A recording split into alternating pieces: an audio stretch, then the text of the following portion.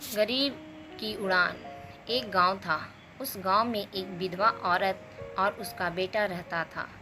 वह बहुत ही ज़्यादा निर्धन थे और उसकी माँ एक जमींदार के यहाँ काम किया करती थी, घरेलू काम, झाड़ू, बर्तन इत्यादि।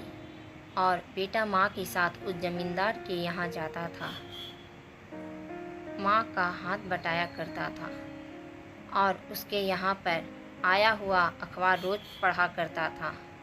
और एक दिन जब वह अखबार पढ़ रहा था, तभी जमींदार की बीवी वहाँ पर आई और वह उस लड़के से बोलती है, जाकर माँ का हाथ बटा काम में, अखबार पढ़ने से तू कोई कलेक्टर नहीं बन जाएगा। तो उसका बेटा बोलता है, मेरे पास इतने पैसे तो है नहीं कि मैं किताबें ले सकूं और पढ़ सकूं।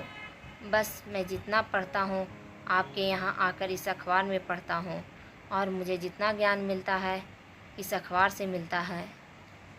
यह सब बात सुनकर जमींदार की पत्नी भी वहाँ से चली जाती है। वह लड़का पढ़ाई में बहुत ही ज़्यादा होशियार होता है। वह हर बार अपनी क्लास में पहला स्थान लाता था। एक दिन टीचर उससे बहुत खुश हुआ और टीचर ने उसे पढ़ाने के लिए दिल्ली भेज दिया और बोला कि तू 1 साल के लिए दिल्ली जा रहा है, तेरे पास 1 साल का टाइम है, जो बनना है तो बन सके, बस मैं तेरे को 1 साल का पढ़ा सकता हूँ। टीचर की यह बात सुनकर लड़के की आंखों में आंसू आ जाते हैं और टीचर से बोलता है, मैं खूब मेहनत करूँगा, रात दिन मेहनत करूँगा। और वह लड़का अपनी माँ के पास जाता है और अपनी माँ से बोलता है कि टीचर ने मुझे पढ़ाने के लिए दिल्ली भेज रहे हैं अपने पैसों से। तो माँ बोलती है, तू चला जा और कुछ बनकर ही वापस आना।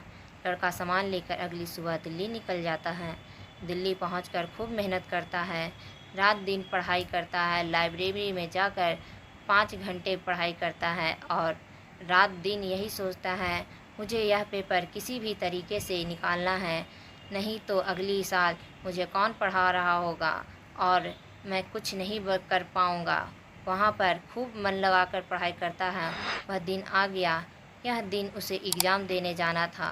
पेपर देने के लिए घर से निकलता है और वह सड़क पार कर रहा होता है कि अचानक उसका एक्सीडेंट हो जाता है और उसके थोड़ी सिर पर चोट और थोड़ा हाथ में लग जाता है। उसके पास 2 तरीके थे, या तो वह अस्पताल जाकर अपना इलाज कराए या फिर स्कूल जाकर पेपर दे। अगर वह अस्पताल जाता तो उसका साल बेकार हो जाता। और उस लड़के ने हिम्मत करके सोचा कि मेरे एक ही हाथ में चोट लगी है, मेरा दूसरा हाथ में तो कुछ हुआ नहीं, मैं अपने दूसरे हाथ से लिख सकता हूँ। और वह पेपर देने चला जाता है और पेपर देकर अस्पताल जाता है और अपना इलाज कर आता है और कुछ दिन बाद वह अपने घर वापस लौट जाता है। बहुत लौटने के बाद वह अपनी माँ के साथ उस जमींदार के घर पर फिर से काम करने लगता है और फिर कुछ दिन बाद पेपर का परिणाम आने होता है। जब परिणाम आता है तो वह लड़का उस जमींदार के यहाँ बर्तन धो रहा होता है। तभी माँ उसे भागते हुए भाग आती है और बोलती है, आज का पेपर जिसमें तुम्हारा परिणाम आना था। लड़का सारा काम छोड़कर पेपर लेकर पढ़ने लगता है और देखता है वह पेपर में पास हो चुका है, वह एक अफसर बन चुका है और वह ज़ोर से चिल्लाता है कि माँ मैं पास हो गया। यह सुनकर माँ खुशी के मारे पागल हो जाती है और अपने बेटे को सीने से लगा लेती है।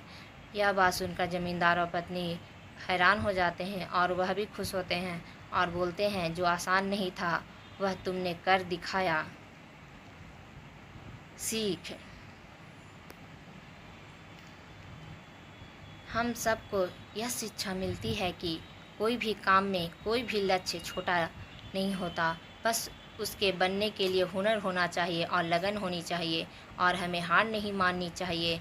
हम हर नामुमकिन चीज़ को मुमकिन कर सकते हैं अगर हमें उस चीज़ को पाने के लिए लगन और जोश है।